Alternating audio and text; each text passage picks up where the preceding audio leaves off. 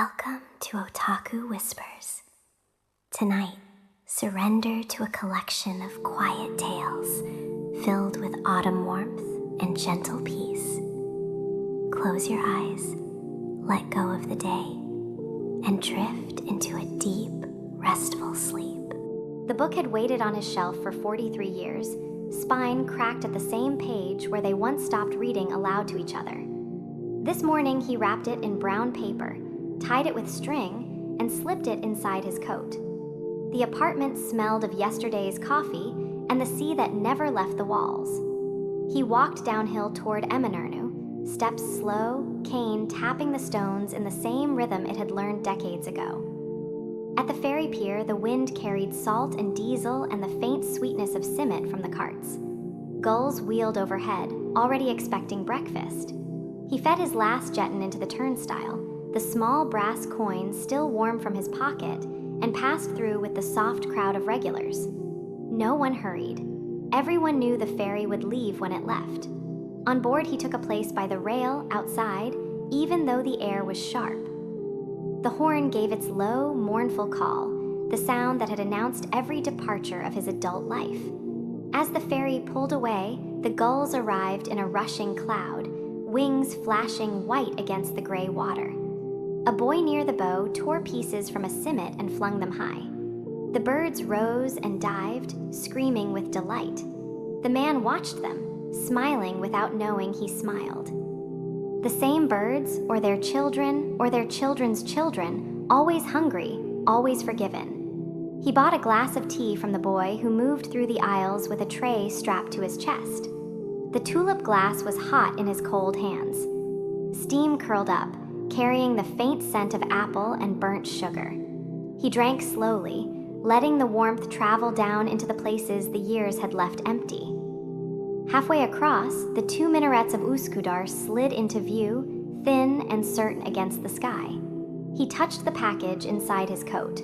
The book felt lighter now, as though it had been waiting for this crossing more than he had. The ferry eased against the dock with a gentle thud. Passengers flowed out without pushing, the way water leaves a glass. He followed the familiar streets upward, past the small mosque, past the fig tree that still grew beside the bakery though the baker had died years ago. His friend was on the balcony, blanket over his knees, watching the strait as he always did. When he saw the old man coming, he lifted one hand in a slow wave that needed no hurry. They sat at the small table. The book was unwrapped, laid between them like a shared memory finally given back its body. Neither spoke of the 43 years. They simply poured tea, listened to the gulls far below, and let the afternoon settle around them the way the ferry had settled against the pier, softly, exactly on time.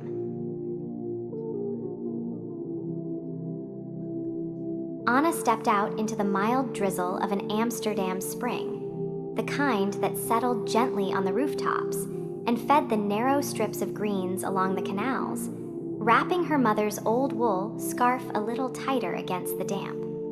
It had thinned over the years and been carefully darned at the frayed edges during one of the quarterly mending circles at the neighborhood house. She walked the familiar 3 blocks to the covered stand, where the 6 cargo bikes lived beneath a roof of solar panels that quietly topped up their assist batteries whenever the light allowed. A municipal standard now for every shared fleet in the city. Hanging on the post was the small chalkboard users updated themselves. One line caught her eye today. Green bike front tire soft again, thanks for checking. Signed with the careful initials of Els, the young mother who fetched vegetables for 3 households every Tuesday. Anna smiled at the courtesy, unlocked the weatherproof box with her volunteer key, and lifted out the blue repair kit that the primary school children had painted with flowers 2 summers ago. The colors had softened in the weather, yet the box still closed snugly and held everything needed. She wheeled the green cargo bike into the open, knelt on the folded tarp kept for exactly this purpose, and found the slow puncture at once. A tiny glass shard, common enough after street sweeping cycles. Working without hurry, she cleaned the spot, applied a fresh vulcanizing patch from the stock the city reuse center delivered each season, and pumped the tire to the recommended pressure displayed on the stand's laminated card. The drizzle eased while she worked, and the scarf's familiar weight against her neck brought back the quiet evenings when her mother had taught her to mend whatever could be saved rather than replaced. The same steady patience she now brought to these bikes that carried groceries, children, moving boxes, and the occasional potted tree for the rooftop cooperatives. When the tire held firm, Anna wiped her hands, wrote beneath Elle's note fixed and ready safe rides, and added a tiny sun though the sky was still gray. She returned the kit to its place, locked the box, aligned the bikes so their baskets faced outward for easy loading as the booking rules preferred, and stood a moment listening to the softened city sounds. The faint hum of an approaching electric tram, water lapping at the canal edge, distant voices greeting one another. Walking home, scarf still warm from use, Anna felt the gentle settling that came after every such small task. The tire mended, the note answered, the shared wheels ready again for whoever needed them tomorrow, everything in its modest place, quietly enduring. The river murmured outside Hiroshi's workshop window every evening, a low, steady voice that never hurried. He sat at his low table, brushing glue along thin bamboo ribs with the same small horsehair brush he had used for 40 years. The lantern frames waited in neat rows, pale skeletons catching the golden glow of the single oil lamp that hung above him. Each night he began with the same quiet ritual. He lit the lamp, trimmed the wick until the flame stood calm and round, then poured a cup of barley tea that had been steeping since afternoon. The steam rose gently, carrying the faint toasted scent that mingled with the rice glue. Only then did he pick up the brush. Tonight the autumn air felt cooler than usual, slipping through the open shoji and brushing his sleeves. He noticed it the way one notices an old friend's hand on the shoulder, neither alarming nor unwelcome.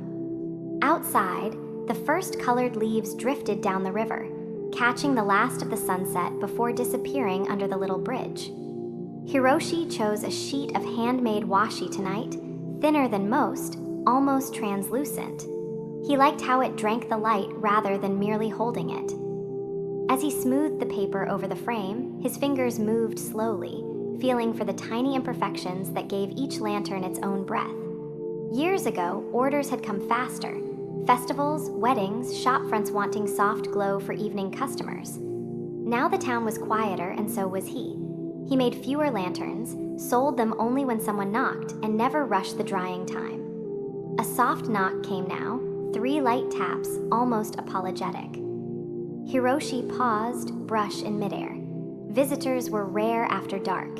He slid the door open to find young Aya from 3 houses down, holding a small basket covered with a blue cloth. Her cheeks were pink from the evening chill. "I brought some persimmons from our tree," she said quietly. "Mother thought you might like them." "The floor is warm." Together they brushed the final panel of paper into place. Hiroshi guided her hands, showing how little glue was needed, how the paper forgave small mistakes if you gave it time. When it was done, he hung the little lantern beside the others to dry. Aya uncovered her basket and set 3 perfect persimmons on the table, their orange skins glowing like tiny lanterns already. Hiroshi fetched a small candle stub from his drawer, the kind he saved for testing. He placed it inside the new lantern, struck a match, and the soft light bloomed through the thin washi, warm and steady. They sat in that glow for a while, listening to the river. The light trembled gently whenever the breeze moved the hanging lanterns overhead, a quiet chorus of shadows on the walls. Neither felt the need to fill the silence. When Aya finally stood to leave, Hiroshi wrapped the small lantern in soft cloth and placed it in her basket beside the remaining persimmons. "For your room," he said simply. She bowed, cheeks pink again, and slipped out into the night. Hiroshi closed the door, returned to his table, and picked up his brush once more. The oil lamp still burned calm and round. Outside, the river kept singing its low, unhurried song, and somewhere downstream a new small light floated home.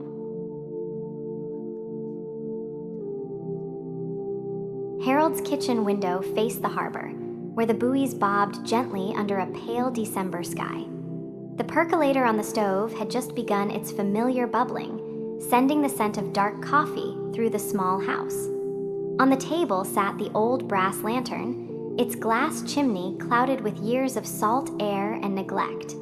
He had noticed it weeks ago while sorting through a drawer of odds and ends. The lantern had hung on the porch every winter evening for decades, until the year Ellen's hands grew too unsteady to trim the wick.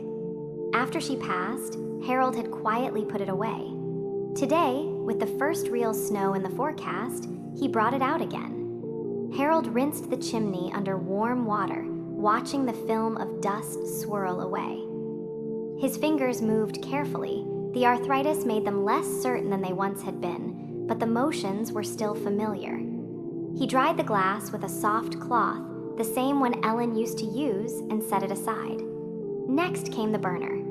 He unscrewed the font, poured out the old kerosene that had darkened over time, and wiped the inside clean. From a shelf, he took the small tin of wicks he had saved, flat braids of cotton, slightly yellowed but still good. He measured one against his thumb, the old rule, twice the width for a steady flame. With small scissors, he cut it square. The percolator gave its final gurgle. Harold poured coffee into his usual mug, the one with the chipped handle, and sat for a moment. Outside, the harbor water had taken on the flat gray of coming snow.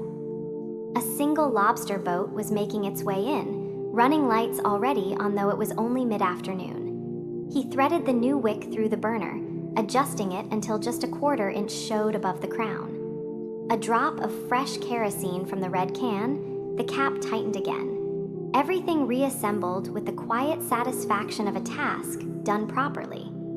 Harold carried the lantern to the porch hook where it had always hung. The hook was still there, a little rusted but solid. He hung the lantern, then stepped back inside for matches. When he struck one, the flame caught gently, growing into a clear, steady teardrop of light. He adjusted the wick once more, barely a turn, until the flame burned clean and bright. Snow had begun to fall, small, dry flakes drifting past the porch. Harold stood in the doorway a minute longer, coffee mug warming his hands.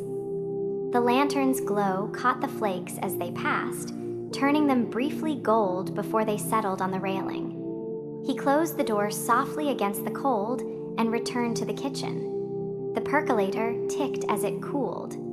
Through the window, he could see the lantern's light reflected on the light dusting of snow, and beyond it, the faint lights of the harbor beginning to appear one by one. Harold rinsed his mug, set it upside down on the drain board, and turned off the kitchen light. The glow from the porch was enough. He sat in his chair by the window, listening to the quiet, and watched the evening settle in. The pavilion sat beneath a canopy of solar, threads so finely woven they looked like late-day haze, catching the last warmth to keep the benches temperate, and the schedule boards quietly alive. Every Thursday at 6:45 Agnes arrived, her footsteps lighter than the years should allow. Carrying the faint lavender that clung to her sleeves from the sachets, she still sewed by hand the way her mother had during long blackouts decades ago. Harlan greeted her with the small tilt of head they had perfected over 8 seasons, sliding the booking tablet across the reclaimed wood counter without needless words, because words had never been what held them together. She tapped the 7:30 Raven Pod, the one that glided past the community orchards where the fruit hung heavy and free for any passerby, and paused, finger resting on the glass as if feeling for a pulse. "They're moving closer come summer," she said, voice steady yet thinned at the edges. "The new path along the willow line will take me there in 20 minutes on foot." Harlan heard the unspoken farewell in it, the gentle closing of a chapter that had begun when her daughter first took the teaching post across the ridge, and Agnes, not yet ready to follow, had chosen this shuttle instead of loneliness. On the board behind him, a handwritten note. ink mixed from last year's blackberry harvest, announced the extended evening service starting next month. Longer twilight runs made possible by the surplus stored in the pavilion's root cell batteries. Agnes read it and smiled the small, private smile she saved for things that proved the world was still learning kindness. She drew her transit card from its cloth sleeve, and there, pressed between the layers since the very first season of the route, lay the violet she had picked when the wildflowers were newly planted by children who were now nearly grown. The flower had kept its color better than memory sometimes does. Harlan entered her code, the screen glowed soft approval, and the pavilion's chime, recorded years ago from the old bell tower before they fitted it with photovoltaic ringing, sounded once, twice, the notes drifting out across the quiet park like a lullaby for the day itself. Agnes closed her eyes for the length of one breath, letting the sound settle in her the way the evening light settled on the orchards. "I'll miss hearing that when I walk," she said, not sadly, simply noticing. Harlan answered by reserving the same bench for her every Thursday evening even after the booking's end, a standing invitation stored in the system under her name, no fare required, just a place warmed by solar threads and habit. The Raven pod arrived without hurry, doors opening the way a thoughtful host steps aside, and Agnes boarded with the lavender still clinging to her sleeves and the violet safe in its sleeve, carrying both forward into whatever came next. David arrived at the garden just after the rain had stopped.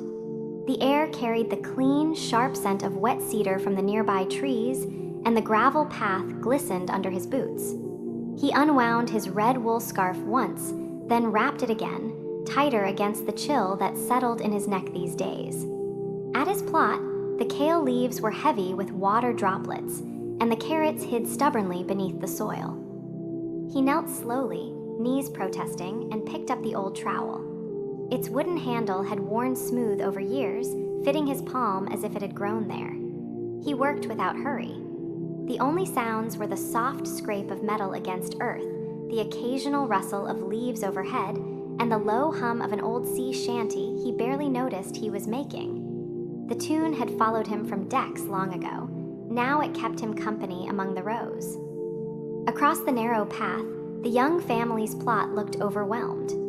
Weeds had claimed half the bed, and the few remaining plants leaned like tired children. David had seen the mother, Priya, he thought her name was, hurrying past with her toddler on her hip, always looking as though she had forgotten something important.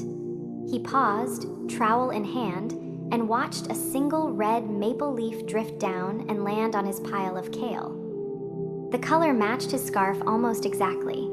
He smiled faintly at the small coincidence. When the light began to soften, David stood and brushed soil from his trousers. His back ached, but the basket was nearly full. Dark green kale, bright orange carrots, a handful of late beets. More than he needed. He crossed the path and laid a bundle at the edge of Priya's plot, tied neatly with twine in a bowline knot that never slipped. On top, he placed another bundle, smaller, for the child. Then he returned to his own side and continued working as if nothing had happened. A few minutes later, he heard light footsteps. Priya stood at the boundary, holding the bundles, eyes wide with surprise. "Mr. David, did you?" "We've been so busy. I meant to come more, but..." She trailed off, glancing at the weeds. "Gardens wait," David said. "They always do." When their footsteps faded, he finished gathering the last carrots. The sky had turned the color of pale tea, and the air cooled quickly. He sat on the old bench beneath the maple, basket at his feet. The red scarf lay warm across his knees now, slightly damp from the mist. He hummed the last quiet notes of the shanty and watched the leaves fall, one by one, onto the empty beds. Everything was winding down for the year, as it should. The garden would rest, so would he. And in spring, new hands would turn the soil again, some familiar, some new. That was enough.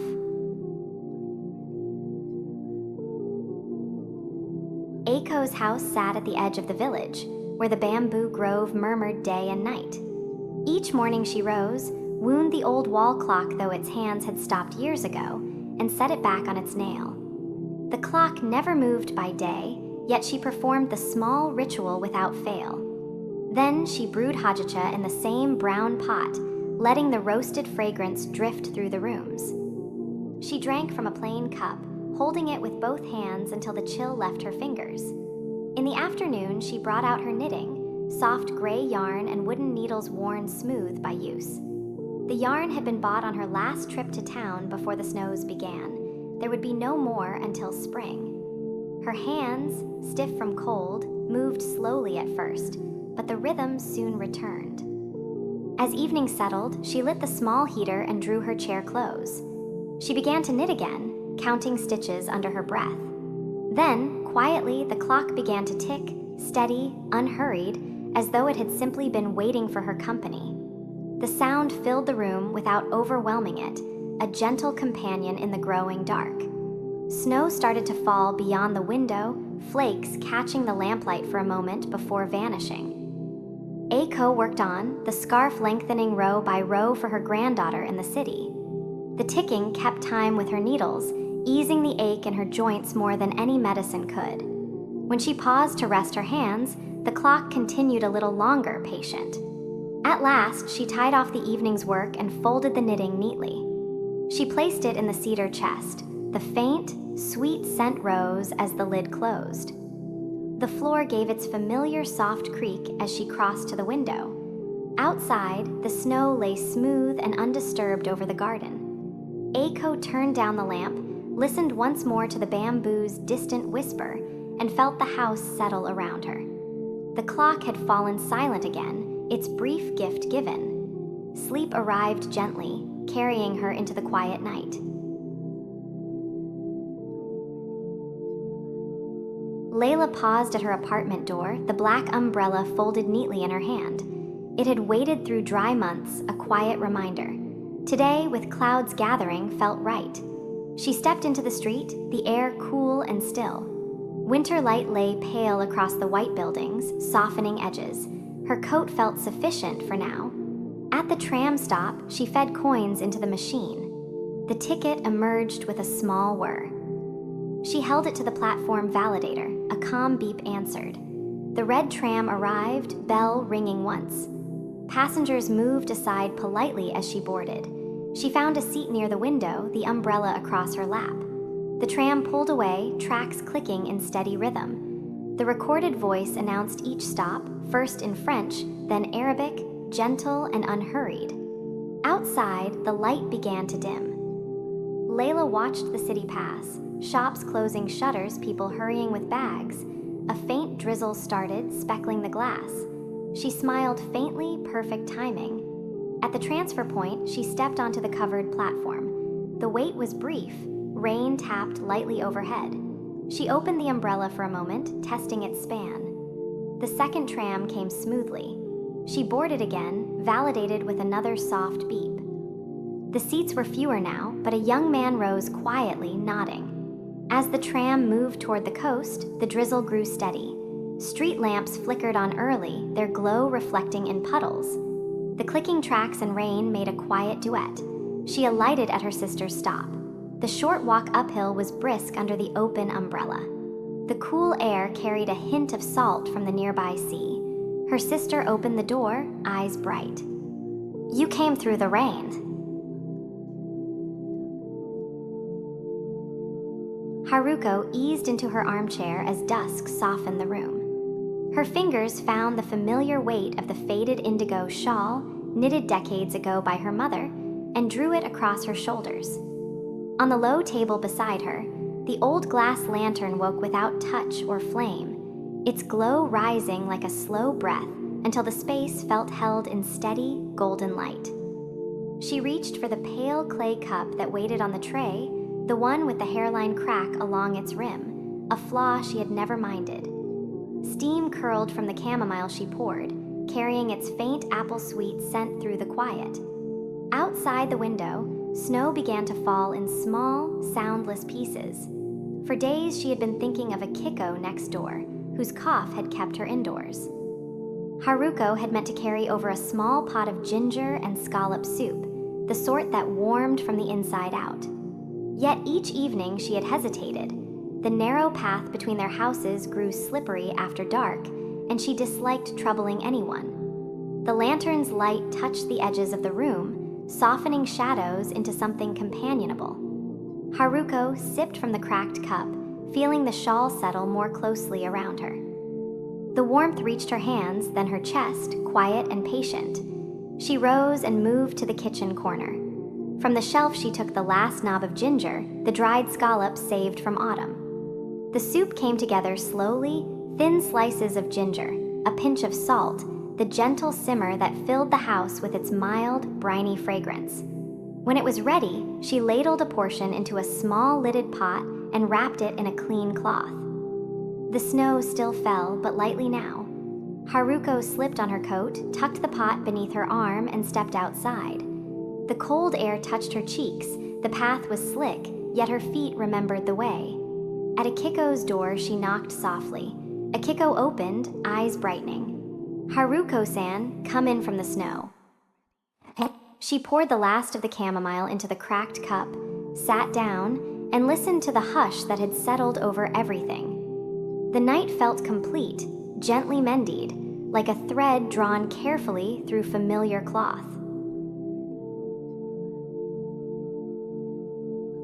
Keiko rose before the roosters, folded her futon with the same 3 creases her mother had taught her, and stepped onto the engawa to sweep away the night's fallen persimmon leaves. The air carried the faint sweetness of fruit left too long on the branch. Inside, she set the kettle on the hibachi and opened the low sewing table. From the camphorwood box, she took the quilt square she had promised her daughter, plain indigo cotton waiting for the applique of a single white camellia. Her fingers were stiff these days. The needle felt heavier than it should. She moistened the pale silver thread on her lips the way her grandmother once did, then held it to the eye. The thread slid through without guidance, as it had begun to do 2 winters ago, after Takashi died. Keiko no longer questioned it. She only bowed her head a little and began. Stitch by stitch the camellia grew, petals first, then the small yellow heart. When her wrist trembled, she rested the needle on the cloth and closed her eyes for the count of 3 slow breaths. In that pause, the needle moved alone. 3 tiny, perfect stitches, no more, as gentle as a child's fingertip. Then it waited. She opened her eyes, smiled without sound, and took it up again. The barley tea cooled beside her. Outside, the bamboo groaned softly in the wind. The thimble, brass, dented, engraved with a tiny crane, warmed against her finger as though it remembered every hand that had ever worn it. By the time the low sun reached the paper doors, the camellia was finished. Keiko held the square to the light. The flower looked ready to open, though no winter camellia bloomed in the garden now. She pressed the cloth to her cheek for a moment, folded it into a square of plain paper, and tucked it into the inner pocket of her coat. Tomorrow, the early bus would take her to her sister's house in the next valley, where the quilt waited on its frame. The driver knew to wait for her. He always did. Tonight, she set the needle back into its velvet slit, closed the camphorwood lid, and felt the small, familiar ache behind her ribs ease the way it did only when the work was done. In the quiet room, the hibachi glowed, the kettle murmured once, and the house settled around her like a sleeve sliding onto a waiting arm. Karim arrived at the shop just after the Fajr prayer, when the streets were still slick from the night's rain. He unlocked the metal shutter, pulled it up with the familiar creak, and stepped inside. The air carried the faint scent of wool and old wood, mixed with the dampness that seeped through the doorway. He turned on the single bulb above the cutting table, its light soft and steady. On the counter sat the old Singer machine his father had bought in the 1970s, its black enamel chipped in places but still smooth under his palm. Beside it lay the brass thimble, tarnished to a warm bronze, the one his father had pressed into his hand the day he began his apprenticeship. Karim slipped it onto his finger now, feeling its familiar weight. He filled the small kettle on the hot plate, measured fresh mint leaves into the glass teapot, and waited for the water to boil. The rain returned around midday, a gentle patter on the canvas awning outside.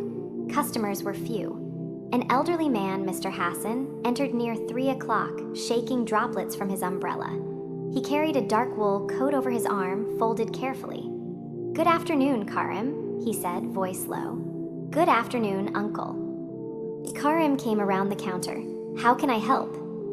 "I'll wait, if you don't mind." He rubbed the thread across a small block of beeswax, an old habit his father had taught him, to make it stronger and smoother. Then he began the repair, small neat stitches that caught only the torn edges, pulling them together without a trace on the outside. The brass thimble clicked softly against the needle as he worked. Mr. Hassan sipped his tea and watched the street. A boy cycled past, plastic bag over his head against the rain. A woman hurried by with a basket of bread. Neither spoke for a while. "This coat belonged to my wife," Mr. Hassan said at last, almost to himself. "She liked to keep the lining neat." Hassan ran his hand along the place where the tear had been. "Beautiful work," he said. "Thank you." Outside, the street glistened under the late afternoon light. He walked home slowly, hands in his pockets, listening to the last drops fall from the eaves. The day had been ordinary, and that was enough.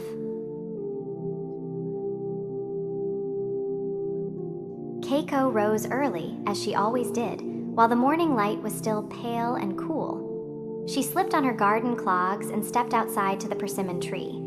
One fruit hung low, its skin taut and orange against the yellow ginkgo leaves scattered on the ground. She plucked it gently, feeling its weight in her palm. Back inside, she brewed barley tea and ate the persimmon slowly, letting the sweet flesh linger. The wind chimes on the Ngawa gave their soft, uneven song whenever the breeze passed through. She listened to them while washing the breakfast dishes, humming an old lullaby under her breath. In the afternoon, she sat at her low desk with paper and ink. Most weeks she wrote to her sister in Osaka or to a cousin farther north. Today, she finished a short note to her sister, folded it, and slid it into an envelope. When she pressed the flap closed, a faint warmth spread across the paper beneath her fingers, as it always had for as long as she could remember. She held it a moment longer, then set it aside. For several days, she had been thinking of Akiko, a school friend she had not written to in many years. They had once walked home together along the river, sharing secrets and roasted chestnuts. Then marriages, moves, children life had carried them apart like leaves on separate currents. Keiko wondered if Akiko would even remember her handwriting. She took a fresh sheet of paper. The wind chimes sounded again, clearer this time. She wrote steadily, telling small truths. The persimmon tree had borne well this year. The ginkgo leaves were especially bright. Her days were quiet but not empty. She did not mention the hesitation she felt. There was no need. When the letter was finished, she folded it with care and sealed the envelope. The warmth came again, steady and familiar, resting in her hand like a small living thing. She smiled just a little. It would not write the words for her, nor promise a reply, but it reminded her that affection could still travel. Keiko slipped on her coat and walked the short lane to the postbox at the corner. The postman collected only once each afternoon, and she arrived just in time. She dropped the envelope in, hearing the soft thud as it landed. On the way back, she paused to rake a few fallen ginkgo leaves into a small golden pile. That evening, she brewed barley tea once more and sat near the window. The persimmon from the morning was gone, but its sweetness stayed with her. Outside, the wind chimes moved in the darkening air, and Keiko hummed the old lullaby until the notes drifted into silence. Everything felt, for now, in its rightful place.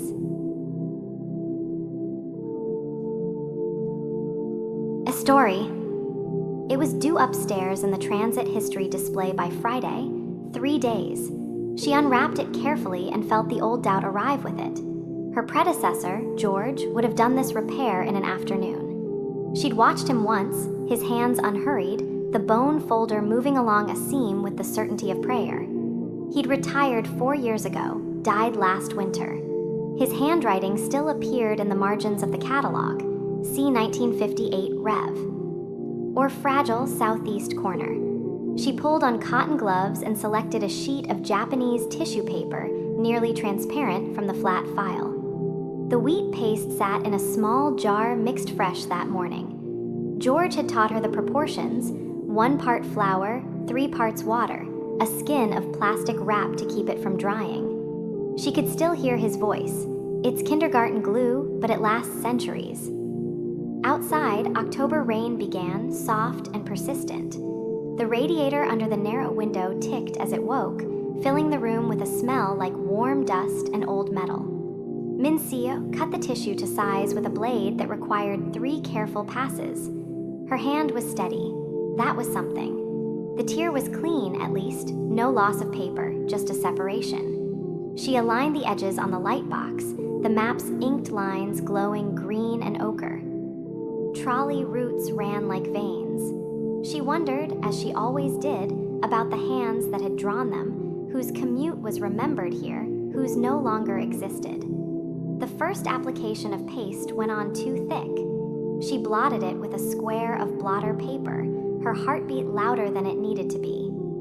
George had once told her that mistakes were part of the object's life, that a map bore its history in folds and stains and the intentions of everyone who touched it.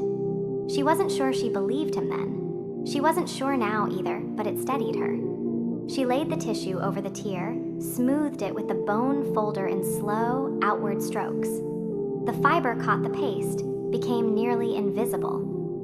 She could feel the map drinking it in, the 2 sides meeting again under her hands. It was delicate work, the kind that asked you to trust your preparation and then stop thinking. An hour passed, maybe more. The radiator ticked. Rain tapped the high window. She weighted the edges with silk-covered bricks and stepped back. The repair held. Under the lamp, it looked like a seam in skin, honest and sufficient. Not perfect, but whole. She checked George's notes in the catalog one more time, though she didn't need to. His handwriting was uneven, blunt. Don't rush the drying, he'd written next to a similar project. Let the night do the work. She realized he'd left her more than she'd thought, not just methods, but permission to work at the speed of care. Minseo rinsed the paste jar in the small sink, dried the bone folder, turned off the lamp. Upstairs, the library would be dark except for the exit signs. She stood for a moment by the radiator, her palm on the warm metal, and looked at the map resting under its weights. Friday would come. The display would open. Someone would notice the 1962 routes, or they wouldn't. She pulled on her jacket and switched off the fluorescence. In the stairwell, she could still hear the rain, softer now, and the building's old bones settling around the work she'd done. It was enough. She climbed toward the exit, carrying the thermos and the quiet certainty that she knew what she was doing after all.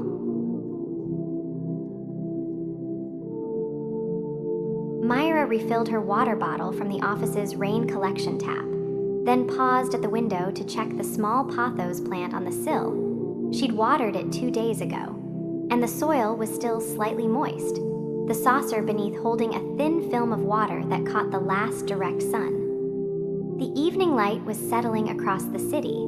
That particular shift from golden to gray that changed how you saw things made small details suddenly visible. She sat at her desk, pulled her notepad close.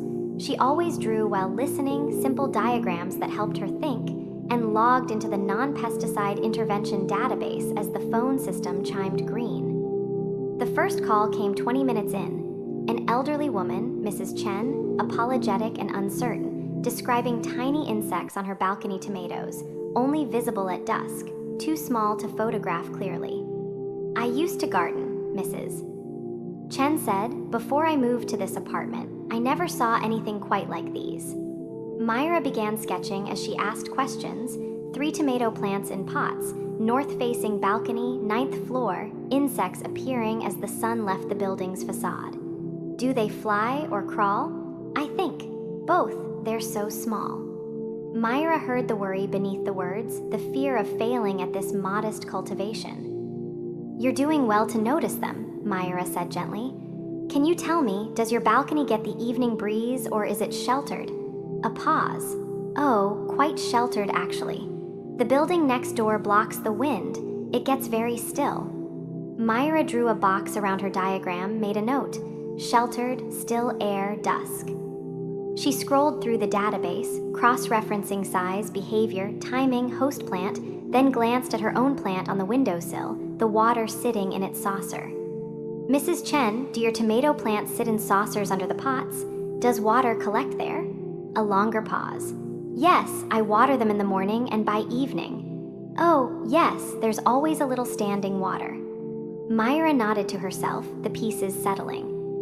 "I think what you're seeing might be fungus gnats. They're harmless to you and mostly harmless to the plants, but they love moist soil and standing water, and they're most active at dusk, when the light changes." She could hear Mrs. Chen's exhale, relief, and recognition together. "What should I do?" Myra walked her through it using the language of gardening. Let the soil dry slightly between waterings, tip out standing water from saucers, perhaps add a thin layer of sand to the pot's surface to interrupt their cycle. "You're not failing," Myra added quietly. "You're learning the balcony's particular conditions. Every place has its own small weather." "Mrs. Chen thanked her 3 times, and after the call ended, Myra sat for a moment with her notepad filled with diagrams and arrows. She stood, went to her plant, and carefully tipped the water from its saucer into the recycling drain, then drank from her own bottle, tasting the faint mineral sweetness of collected rain. She made a note in the call log, flagged fungus gnats and high-rise, sheltered balconies for the next database update, and readied herself for the next call, the next small translation between worry and understanding. Thomas filled his grandfather's thermos just after dawn, the way he had every October morning for 32 years. The tea was always the same, black, no sugar, steeped exactly 4 minutes, and the thermos still held heat for 6 hours if he screwed the cap tight enough. Outside the kitchen window, the sea was the color of wet slate, and the wind carried the first real bite of the season. He set the thermos by the door alongside his logbook, both ready for the day's work. The light itself had been automated for years, but the station still required a keeper, someone to monitor equipment and maintain the grounds. Thomas preferred it this way. The gulls knew his schedule, the brass still needed polishing, and the gallery walk at the top offered the best view of the October migration. He had recorded the first sighting of south-flying gannets in his log every autumn since he'd arrived, a single line of careful script next to the date. His predecessor had done the same, going back to 1953. At 10 o'clock, he heard the Coast Guard skiff before he saw it. Maya, the new volunteer, waved from the bow as the boat nosed toward the dock. She had been coming out twice a week since July, learning the radio protocols and the backup generator, cheerful in the way of people who still thought every task was an adventure. Thomas waved back and met her at the ladder. "Brought paint for the railing," she called up, securing the bow line with quick, neat hands. "And I was hoping, if you don't mind, I could stay through the afternoon. My supervisor said you do something special this time of year." He wrote the sighting, then adjusted the lamp's interval by 30 seconds, a tiny change no captain would likely notice, but one the oldest fishermen recognized as the unofficial mark of autumn. His hands knew every step. "It's nothing special," he said, taking the paint can from her. "Just a bit of bird watching." Maya asked questions about the lamp's original Fresnel lens, now replaced by an electric beacon, and Thomas found himself describing the way light used to bend through all that hand-cut glass, splitting into colors at the edges. The wind picked up as noon approached, carrying the salt-clean smell of deep water. He poured himself a cup of tea from the thermos and offered her the rest of the pot from the kitchen. When the painting was finished, Maya rinsed the brushes in a bucket of seawater, methodical and unhurried. "My grandfather kept a lighthouse in Maine," she said, not looking up. "He used to say the most important part wasn't the lamp. It was knowing when to check it." 2 o'clock, still an hour before the gannets usually appeared, but the wind was from the north today, strong and steady. They might come early. "I'm going up soon," he said. "You're welcome to come if you want." He poured tea into the thermos cap and stood at the northwest corner, the place he always stood. Maya stayed near the door, quiet and watchful. For a long time, there was only the sound of wind and water and the occasional cry of a gull. Then Thomas saw them, a long, ragged V of gannets, white wings bright against the gray sky, flying low and fast. He watched their progress south, counting silently, and when the last bird passed the horizon line, he took his logbook from his jacket and wrote the date, the time, the wind direction. His hand was steady. "Now the light," he said, and realized he had spoken aloud without meaning to. Maya stepped forward. "Can I watch?" Same brand. He said a good thermos was better than a clock. You could tell how long you'd been out by whether the tea was still hot. Below them, the water darkened as a cloud passed, then brightened again, and somewhere farther south the gannets were still flying.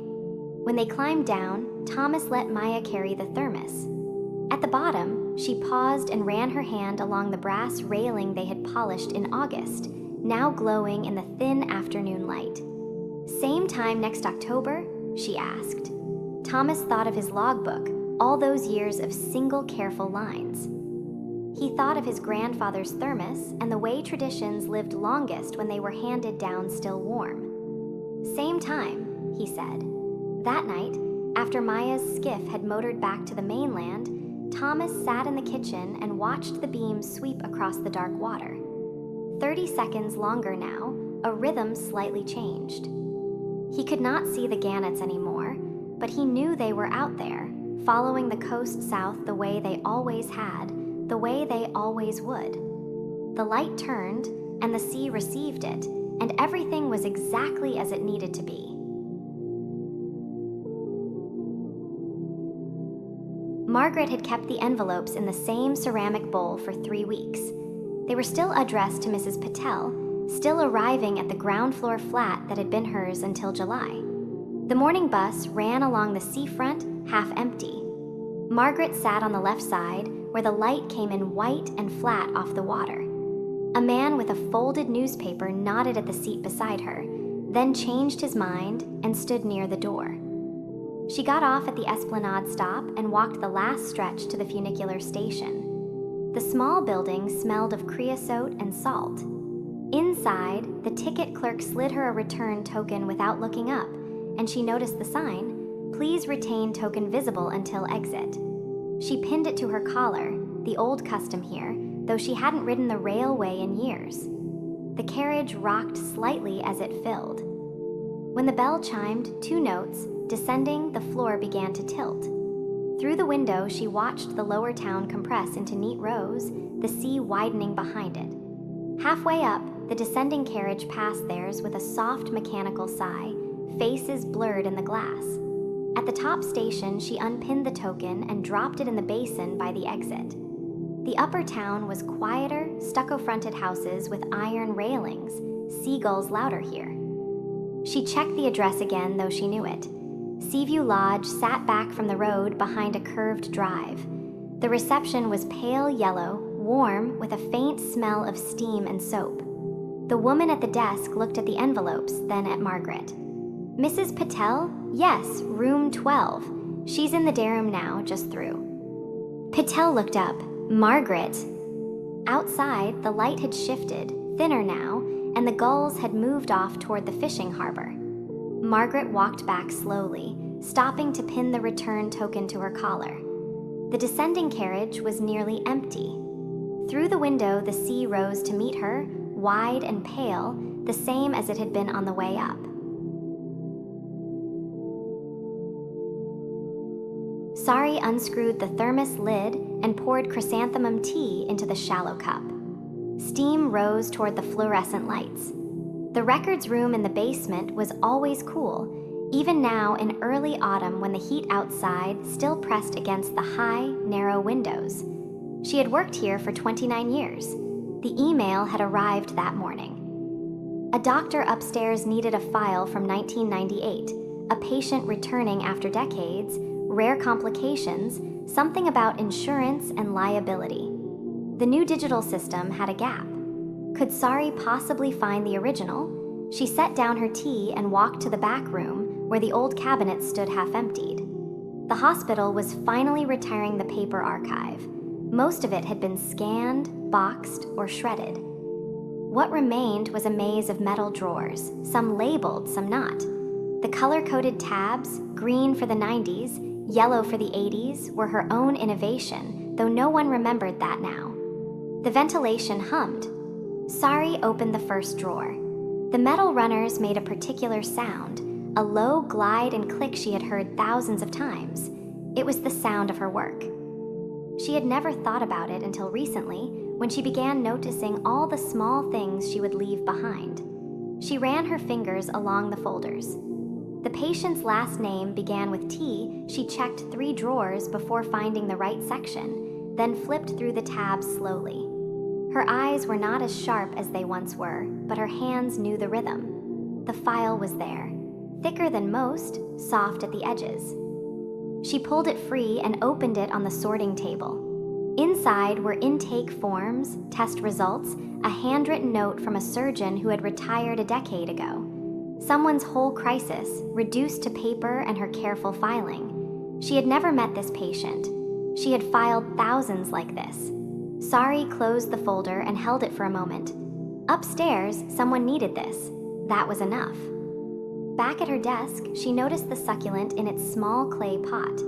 The leaves were beginning to pucker. She had forgotten to water it last week. It was a gift from her daughter, who said it was indestructible, good for someone who spent all day underground. Sari had kept it alive for 3 years. She made a note to water it after lunch. The phone rang. The doctor's assistant, asking if she'd found the file. Sari said yes, she would bring it up within the hour. The assistant sounded relieved, even grateful. Sari said it was no trouble. She did not say that finding lost things was what she did, that it was a skill built across decades in this dim, cool room, that the work had a grammar only she fully spoke. She sipped her tea. It had cooled but still tasted faintly sweet. At noon, Sari took the elevator to the 4th floor. The light up here was different, sharper, full of afternoon sun. She passed nurses in bright scrubs, a family waiting by a door. Everything moved faster above ground. She handed the file to the assistant, who thanked her twice. On the way back, Sari paused by a window overlooking the courtyard. The trees were beginning to turn, just slightly. In another month, she would no longer come here. She had a small party planned, a cake ordered. Her daughter wanted to take her traveling. Sari was not sure what she wanted yet. The basement felt even quieter when she returned. She sat at her desk and looked at the succulent. Its leaves were pale green, patient. She filled a cup with water from the sink and poured it slowly into the soil. A few drops darkened the clay rim of the pot. The afternoon passed. She filed 2 newer records, answered another email, straightened a stack of folders someone had left askew. At 4 o'clock, she began to shut down her computer. There was a piece of paper on her keyboard.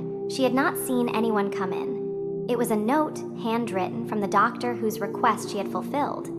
"Thank you for finding this. It made a real difference today, nothing more." Sari folded the note and put it in her drawer. She rinsed her thermos in the small sink, dried it with a cloth, and set it in her bag. Tomorrow she would bring chrysanthemum tea again. There were still 2 weeks left. There would be other requests, other files. She would find them if she could.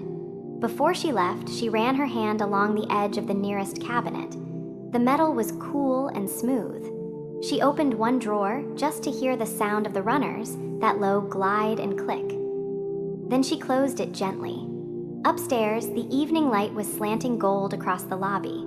Sari walked through it, her bag on her shoulder, her steps even and unhurried. The work was small. It had always been small.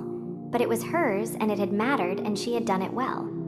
Outside, the air was still warm. She took the bus home, watching the streets drift past, the shops closing, the hawker stalls beginning to glow. Somewhere in the hospital, a file she had found was helping someone. Somewhere in the basement, the succulent she had watered was holding that moisture in its leaves, patient and green. She would come back tomorrow, and the day after, until the work was finished. Martin noticed it on a Tuesday morning in late September, when the first real chill had settled into the house. He poured hot water into the blue teapot, his mother's, years ago, and watched the steam rise between them at the kitchen table. For just a moment, it held a shape, a bicycle, clear as an illustration, before dissolving. His father, across the table, had been struggling for 10 minutes to name the thing he'd ridden to work in his 20s.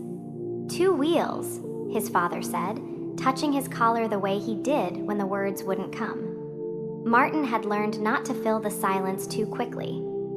The doctor had said his father couldn't be left alone for more than an hour now, which meant Martin's days had become a series of careful intervals: groceries before breakfast, a load of laundry during the morning news, nothing that pulled him too far from the house. The shapes came most mornings after that, not every time and never with explanation.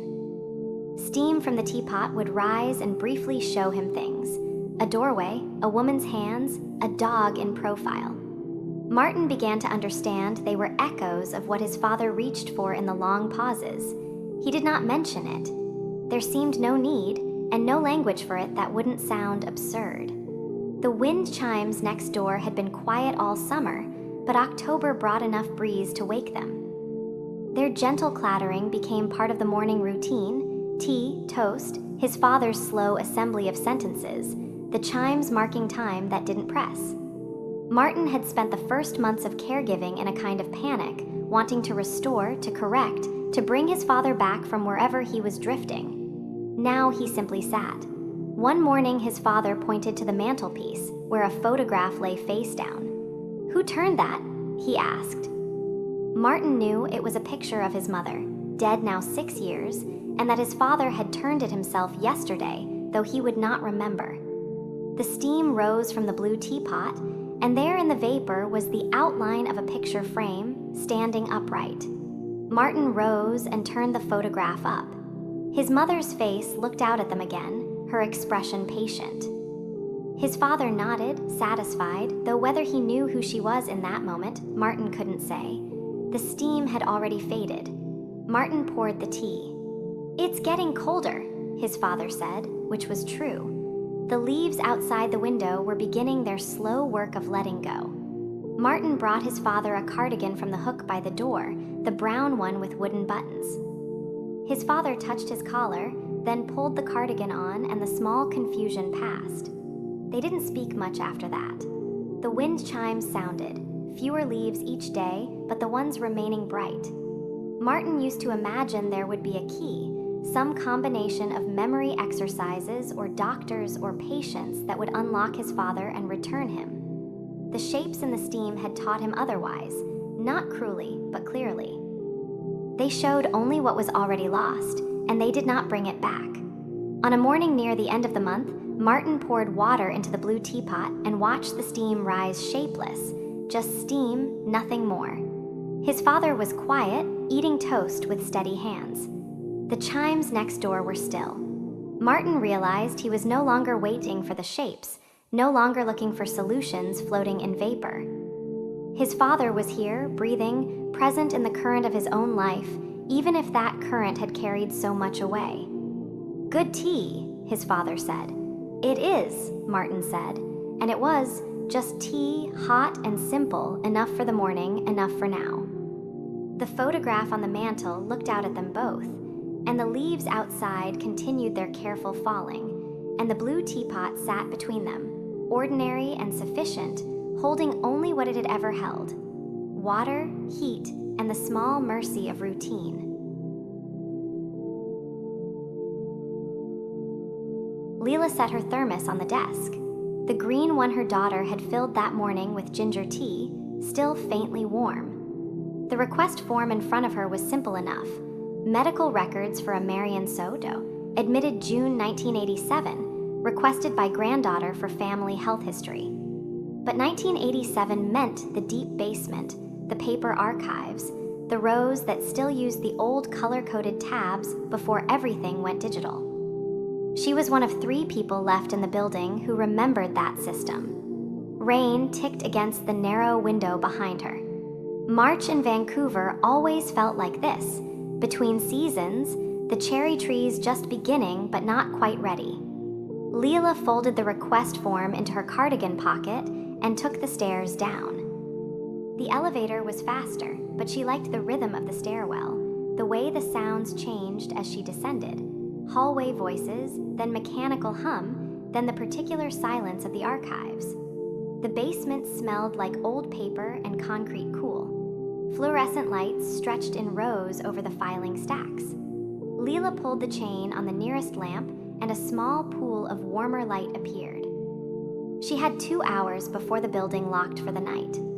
Soto, Marian, June 1987. That would be the orange tabs 1980s internal medicine, filed in the 3rd row from the east wall.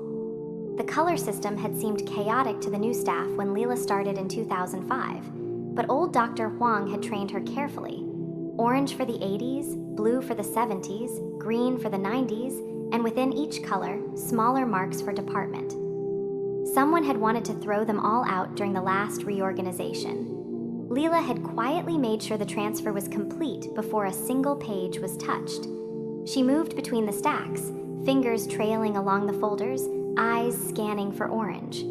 The granddaughter's note had been brief but careful, building my family medical tree. My Lola never talked much about her health. I want to understand. Lola, Tagalog for grandmother. Leela had felt the tug of recognition, the particular weight of a Filipino family's silence around difficult things. There, a cluster of orange tabs high on the shelf. Leela pulled the step stool closer, climbed carefully. Her knee complained a little, she ignored it. The folders were packed tight and she had to work one free with both hands. Sewed, Martin, Soto, Lewis, the light was dimmer up here. She leaned closer. Sewed, Marian T. The folder was thinner than she expected. She climbed down, carried it to the small desk by the rain-spotted window, and opened it under the desk lamp. Admission, June 14, 1987. Discharge, June 29. Leela scanned the intake notes, the careful handwriting of a doctor whose name she didn't recognize. There were lab results on thin, yellowing paper, a radiology note, a social worker's assessment. Marian had been 41. Leela was 53 now. She tried to imagine this woman sitting in a ward upstairs, looking out at a different June. A sound, footsteps on the stairs. Dennis, the night security guard, poked his head around the corner. Didn't know anyone was down here. She would scan the necessary pages, convert them to PDF, attach them to the request, send them on. But for now, she let herself read slowly.